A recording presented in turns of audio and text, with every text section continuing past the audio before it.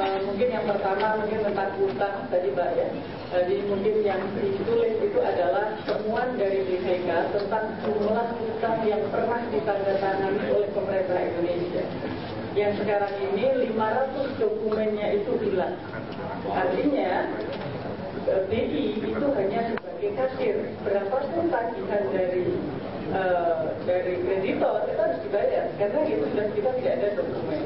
Ya tentu saja ini mestinya ada cara-cara yang bisa dilakukan oleh pemerintah. Kemudian upaya untuk mengurangi beban hutang itu mestinya kan kita juga melihat keluar ya bahwa yang pertama itu paradigma dulu. Kalau kita menganggap bahwa utang itu sudah membebani, baru kita berpikir gimana cara mengurangi utang. Tapi kalau sudah merasa bahwa utang ini sudah tidak masalah, tidak akan ada upaya untuk mengurangi beban tadi. Padahal loophole itu banyak. Misalnya kita yang sering bicara adalah moratorium pada saat tsunami. Tetapi sekarang sebenarnya PBB pun sudah menawarkan negara yang tidak termasuk negara yang berpendapatan rendah, dia bisa mengajukan illegitimate debt untuk dihapuskan. Tentu saja dengan lobby.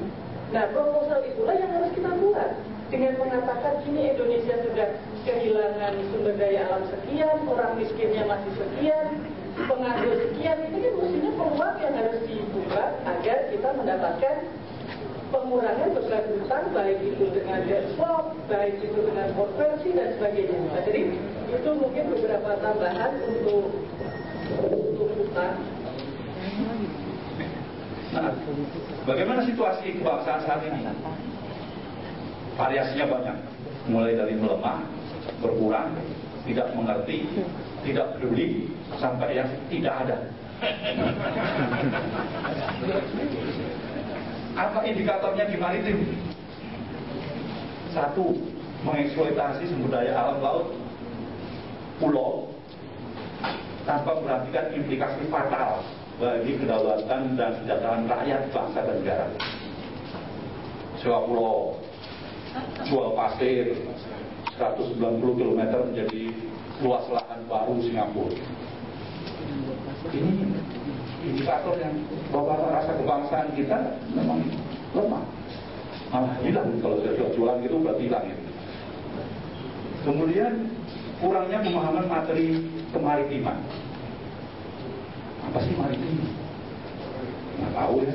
Pokoknya yang ada lautnya. Apakah ikan? Wah, ikan hanya satu bagian kecil dari maritim.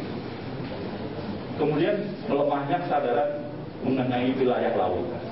Jadi di wilayah laut ini kita nggak mau mengetahui bahwa negara kita itu sampai ujung sana. Kita punya kawasan yang panjang pantainya demikian luas. Kita nggak sadar bahwa tahunnya ya mengukur jalan aja di jalan Cikini sini sampai sana, setelah itu pulang kerja balik lagi ke situ terus. Kemudian kebijakan pembangunan yang tidak berpihak kepada maritim. Jadi selalu di periferi, di pinggir-pinggir saja, tidak pernah menjadi perhatian yang besar. Nah, sehingga kita harus membangkitkan kebangsaan yang kuat, khususnya di maritim, dengan satu bangga bahwa kita negara Nusantara. Kemudian kita harus mencintainya, hormat, dan juga setia kepada bangsa. Ini kunci yang harusnya bisa membangun budaya maritim. Dari etos ini yang harusnya memang menjadi warna bagi kebangkitan maritim. Kita datang sini karena kita punya etos itu. Impor dari Cina ini sampah semua, celana dalam, kondom semua masuk semua gitu ya. Jadi Shakespeare mengatakan life is drama, right? Panggung besar kan? Indonesia ini panggungnya tong sampah raksasa. Masuk semua barang-barang masuk semua. Nah, di dalam kebinekaan manunggal kewilayahan dalam benua maritim Indonesia Raya sebagai landas pacu kebangkitan nasional kedua, kami siap mengarung jelajahi era global yang terbentang dan menantang di hadapan kita. Semoga Allah yang Maha Kuasa meridhoinya. Demikian kebulatan tekad dan ikrar bakti kami dalam mencetuskan kebangkitan nasional kedua. Jakarta, 20 Mei 2009. Kalau tidak punya itu sendiri, baik datang ke lapangan banteng upacara. Ya. Kita lihat bahwa kesadaran itu memang melemah. Dan kalau kita lihat kenapa itu terjadi, kita tidak menyadari bahwa bangsa ini dikaruniai Tuhan Yang Maha Kuasa sebuah Nusantara yang bukan main luasnya.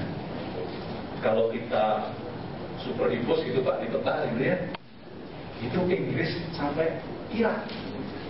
Bayangkan itu laut. Kesadaran itu menjadi lemah karena memang kita tidak menyadari bahwa kita memiliki sebuah karunia yang besar.